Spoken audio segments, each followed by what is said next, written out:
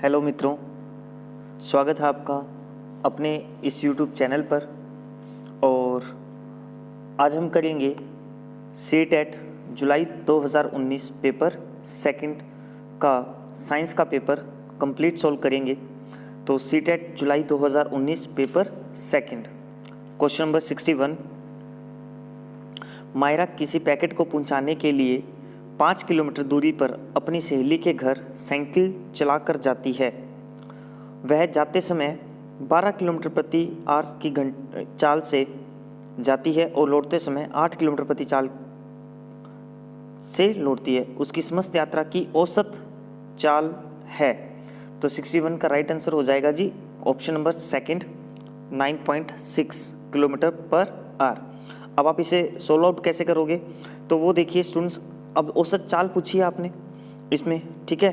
तो आप क्या करो कि जो दूरी है 5 किलोमीटर और 8 आपके पास डिस्टेंस देखिए 5 किलोमीटर, ठीक है। और हमारे पास फॉर्मूला होता है speed equal to distance upon time, ठीक है। अब 12 किलोमीटर पर आवर का आप टाइम निकाल लो। आपके पास दूरी 5 किलोमीटर दे रखी है और स्पीड दे रखी है 12 किलोमीटर, तो टाइम निकल जाएगा।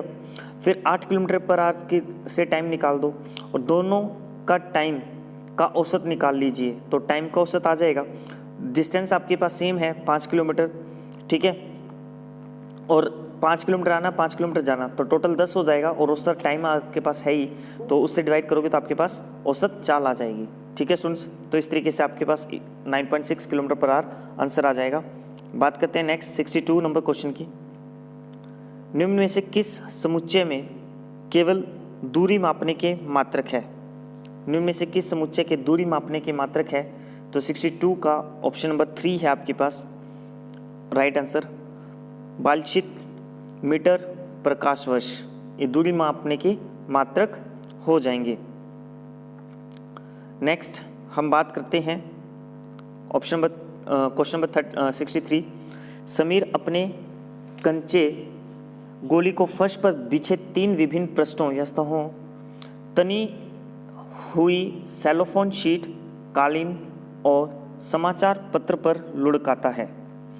कंचों पर लगने वाला घर्षण बल बढ़ते क्रम में किस प्रकार होगा? बढ़ते क्रम का मतलब सबसे ज़्यादा घर्षण बल कौन से पे लगेगा, फिर किस पे कम लगेगा और फिर लास्ट में सबसे कम किस पर लगेगा, इस तरीके से बताना है आपने। तो 63 का राइट आंसर हो जाएगा थर्ड ऑप्शन सेलोफोन शीट, जो सबसे ज़्यादा घर्षण बल लगाएगी, फिर समाचार पत्र और फिर कालीन। नेक्स्ट हम बात करते हैं 64।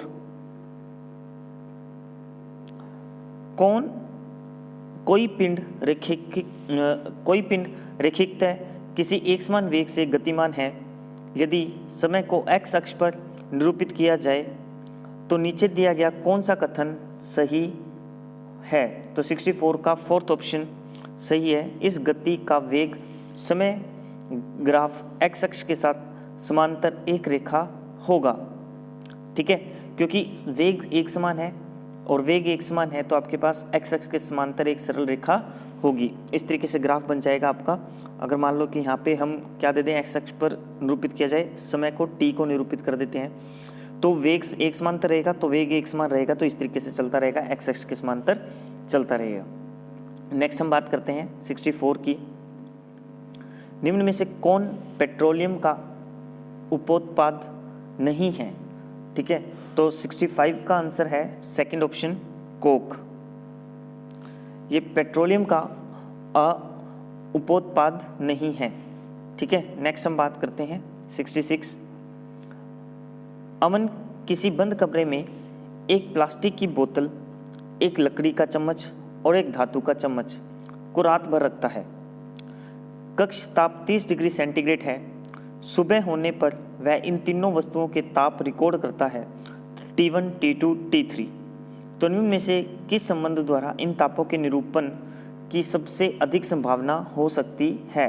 तो 66 का फर्स्ट ऑप्शन राइट आंसर हो जाएगा।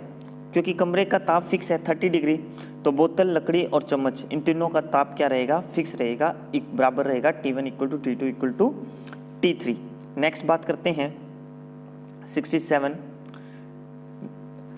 निम्न जीवों में से कौन प्रकाश संश्लेषण द्वारा अपना भोजन बना सकता है? प्रकाश संश्लेषण से अपना भोजन बना सकता है, तो 67 का फर्स्ट ऑप्शन है शैवाल। कौन बना सकता है? शैवाल। नेक्स्ट बात करते हैं 68 नंबर क्वेश्चन। निम्न में से कौन से लक्षण ध्रुवीय भालू को चरम शीत अवस्थाओं के अनुकूल बनाने में सहायता करते हैं? तो ध्रुवीय भालू को शीतमती सर्दियों की अवस्थाओं में भी अनुकूल बनाने में सहायता करते हैं, तो वो ऑप्शन हो जाएगा ऑप्शन नंबर सेकंड। एक तो उसके सफ़ेद बाल, फर, मुड़े हुए लंबे और पैने नाखून, ठीक है, जो उसको बर्फ़ पर चलने के लिए काम आते हैं, त्वचा के नीचे वसा की परत। ये आपके पास 68 नंबर क्वेश्चन हो जाएगा। नेक्स्ट 69, दूध में निम्न कौन से पोषक तत्व होते हैं? तो 69 का first option protein, calcium and vitamin D.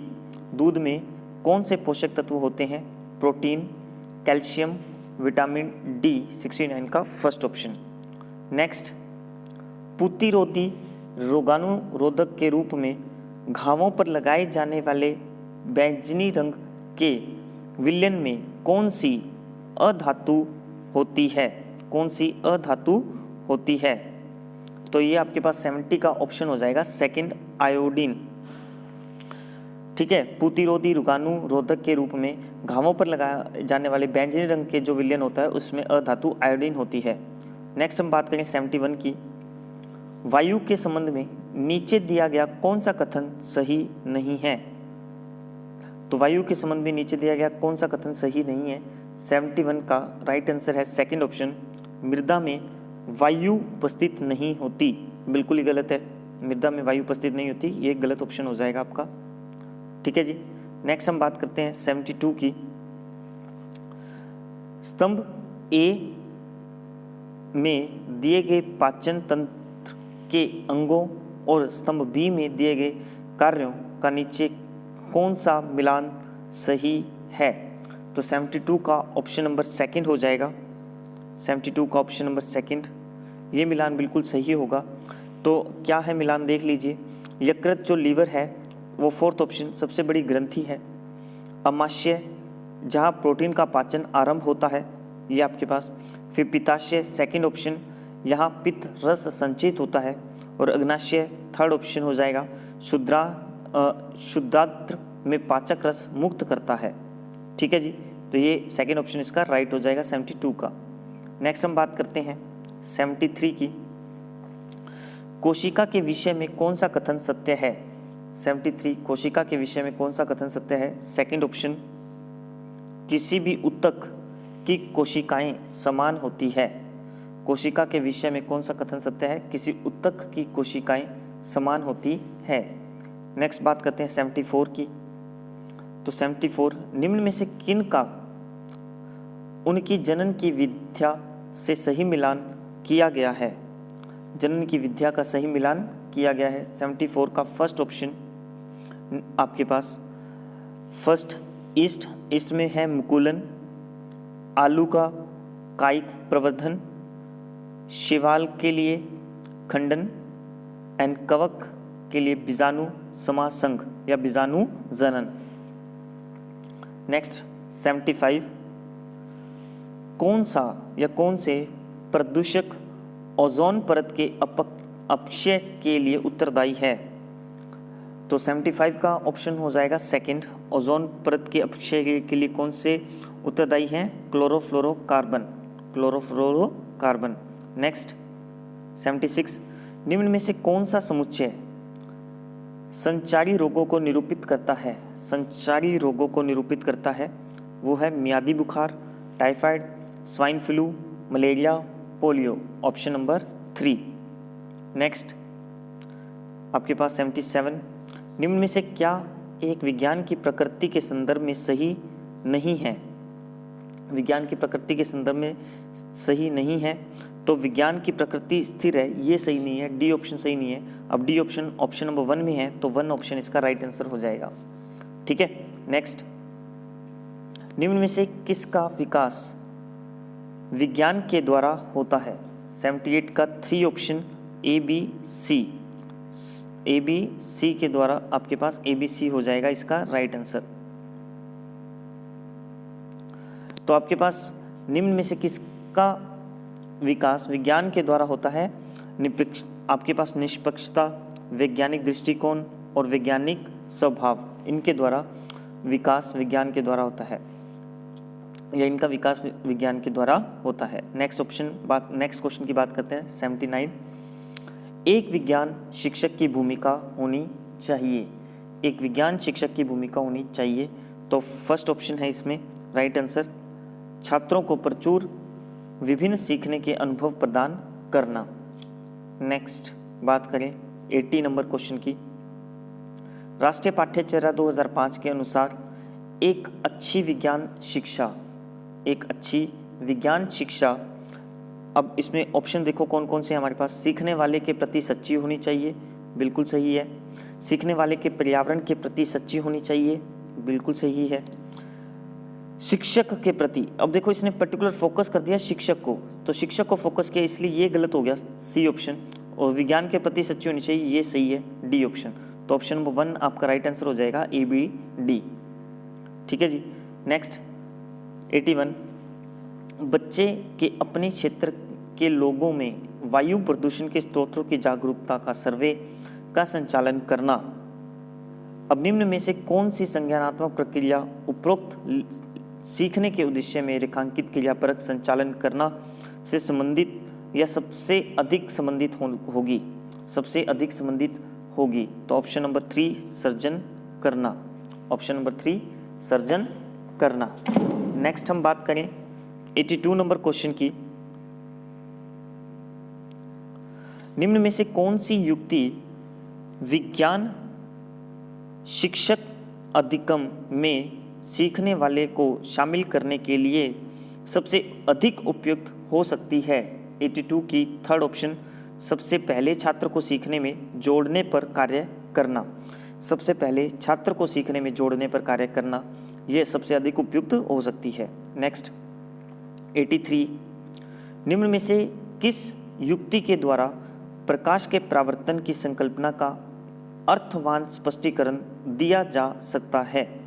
अर्थवान स्पष्टीकरण दिया जा सकता है, तो 83 का थर्ड ऑप्शन, सीखने वालों के द्वारा सफ़ेद कागज के पर्दे पर प्रकाश के परावर्तन का अवलोकन करना और उसका निष्कर्ष निकालना। नेक्स्ट 84। विज्ञान के क्षेत्र भ्रमण क्यों महत्वपूर्ण है? विज्ञान के क्षेत्र भ्रमण क्यों महत्वपूर्ण है? तो इसका फर्स्ट ऑप्शन यह अपने हाथ से कार्य करने के अनुभव प्रदान करता है। यह अपने हाथ से कार्य करने के अनुभव प्रदान करता है। नेक्स्ट 85। निम्न में से कौन सा साधन बाल केंद्रित आकलन के लिए है? कौन सा साधन बाल केंद्रित आकलन के लिए है? आपको 4 ऑप्शन गिवन है, पोर्टफोलियो, अवधारणा मानचित्र, पेपर पेंसिल परीक्षण, जर्नल लिखना। तो 85 का सेकंड ऑप्शन राइट है, A B and D, means portfolio, अवधारणा मानचित्र और जनरल लिखना। तो ये आपके पास राइट आंसर हो जाएंगे, बाल केंद्रित आकलन के लिए है। नेक्स्ट 86। विज्ञान में सीखने जैसा आकलन का अर्थ है? विज्ञान में सीखने जैसे आकलन का अर्थ है 86 का थर्ड ऑप्शन, स्व आकलन। स्व आकलन। नेक्स्ट 87। अमृता कोई विद्युत परिपथ व्यवस्थित करने का प्रयास कर रही है, उसके पास पर्याप्त संख्या में संयोजक तार नहीं है। परिपथ को पूरा करने के लिए यह नीचे दिए गए पदार्थों में से किस एक का उपयोग कर सकती है? तो 87 का सेकंड ऑप्शन, स्टील की तार। स्टील की तार। सेम ऐसा ही क्वेश्चन एक पहले भी आया था जो प्रीवियस पेपर्स में था, उसमें था ब्लेड ऑप्शन था, तो यहाँ पे स्टील की तार दे दिया इन्होंने ऑप्शन में। नेक्स्ट सही कथन को पहचानिए। 88 नंबर क्वेश्चन, सही कथन को पहचानिए। 88 का, अब इसमें सही कथन बता देता हूँ कौन सा, गलत कथन पढ़ने की जरूरत नहीं है। अवतल दर्पण सीधा प्रतिबिंब भी बनाता है और उल्टा प्रतिबिंब भी बनाता है। कौन? अवतल दर्पण। Option number second. 89। चींटी के दंश या डंक में निम्न में से कौन सा अमल होता है? तो चिंटी के डंक में फार्मिकमल होता है, जिसकी वजह से जलन महसूस या तीखापन महसूस होता है, फार्मिकमल। नेक्स्ट बात करें, किसी ईंधन के 3.7 kg को पूर्ण दहन करने पर 1.665 इंटू 10⁸ जूल ऊर्जा प्राप्त होती है। मानक मात्रकों में इस ईंधन का कैलोरी मान, ऊष्मीय मान क्या है? इसका राइट आंसर है 45,000। ठीक है स्टूडेंट्स, तो ये थे हमारे पास जुलाई 2019 पेपर सेकंड का साइंस के क्वेश्चंस थे 61 to 90। उम्मीद है आपको टॉपिक समझ में आ गया होगा, क्वेश्चन समझ में आ गए होंगे। और अगर टॉपिक या क्वेश्चन समझ में आ गया हो, पसंद आया हो, तो प्लीज़ वीडियोस को लाइक, सब्सक्राइब एंड शेयर ज़रूर कीजिएगा। Thank you and good luck.